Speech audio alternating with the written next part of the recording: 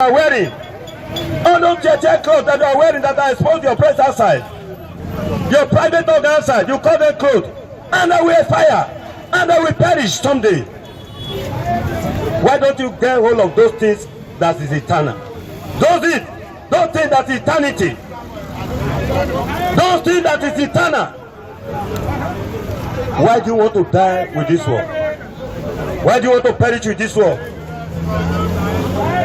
Are you a disciple of Christ? Are you a follower of God? Are you a disciple of Christ? Or you are a miracle seeker? You are a church seeker? Say my pastor said, not God said. And my pastor say, you are clapping for your pastor. Not God, you are not clapping. Pastor have projected yourself. You are not worshiping your pastor. What a shameful generation. What you see now is pastor projecting themselves, their wealth, their achievement. Not Christ, who has made himself as a lamb. Not Christ, who has died for you.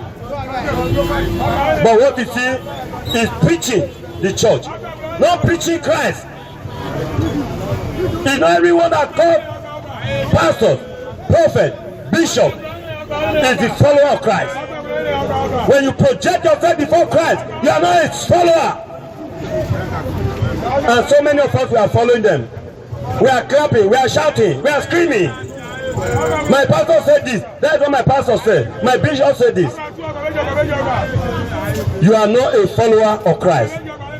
You are not a follower of Christ. You are not his disciples.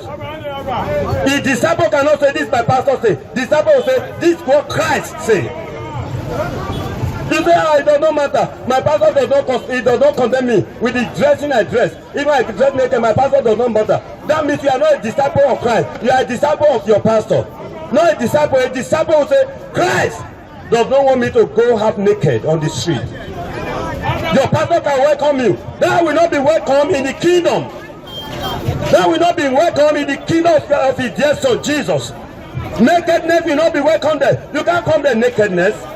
You can't pull all your nose, all your ear, and you expect Christ to welcome you. You will not be welcome in the kingdom. Christ is looking for followers. Christ is looking for disciples. Are you a disciple? Why don't you make up your mind today to be a disciple of Christ? Why don't you make up your mind today to follow Christ? To be a disciple. A disciple of Christ can never backbite him. A disciple of Christ cannot keep malice. A disciple of Christ shall not keep grudges against his neighbor, his friend. A disciple of Christ will not commit fornication and adultery. A disciple of Christ will not steal. Why don't you come to Christ today and be one of his disciples? It does not matter who you are. Age does not matter. It's all about being a disciple of Christ. If a disciple of Christ, you will know what is expected from you. You will know what Christ is expected from you. Know what your pastor is expected from you.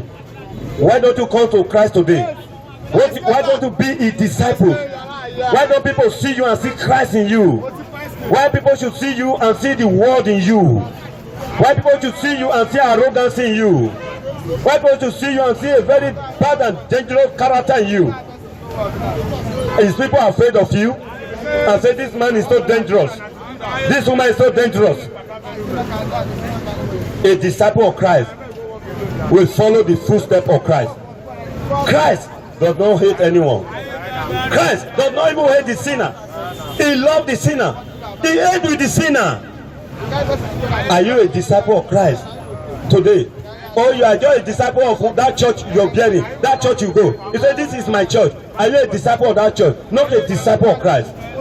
Why don't you be a disciple of Christ today? And get hold of things that is eternal. Eternity. Why don't you come to Christ today? Give your life to him. Surrender your life to Jesus. Why don't you come to him today and walk with Jesus? He is the only way. Jesus is the only way. Christ is the only way. Why don't you come and be among his disciples today? Why don't you come today and be among the followers of Christ? Not be a follower of that church, but a follower of Christ, a disciple of Christ. If you are a disciple of Christ, you can only be seeking for miracles. you will love to love him, to know more about Christ. Paul said that I may know him and know the power of his resurrection. Have you told Christ, I want to know you more? Show me who you are. Have you received divine encounter? Have you seen the secret of Christ? You need to know him. The disciple want to know his master. If Christ is your mentor, Christ is your savior, you will know him. You will know him better. Why do you want to know him? A disciple want to know his master. You are a disciple, you will know the master. You will follow the master, you will love him. You will follow him. Why don't you come to him today? If you are gone astray before, I want you to come today to Christ. If you are not a disciple before, you want to be among his disciples now. Wherever you are, I want you to come. Come. Christ is looking for his disciples. He's looking for followers. He's not looking for miracle seeker. He's not looking for miracle seeker, just a follower. No. Christ is looking for those that will follow him to eternity. Those that will reign with him. If peradventure you are here, say, I have been a church goer for years. I don't know, I've wasted my time. I'm supposed to be a follower and a disciple of Christ. Today, I want to be among his disciples. Today, I want to be among his followers. Not follow multitude. And this church has population. They are the biggest church in the city. They are the biggest church in the nation. Is where miracle is happening? No, I'm not asking you about miracle. Where miracle is happening? What I'm asking you, are you a follower of Christ? Are you his disciples? Are you a follower of God?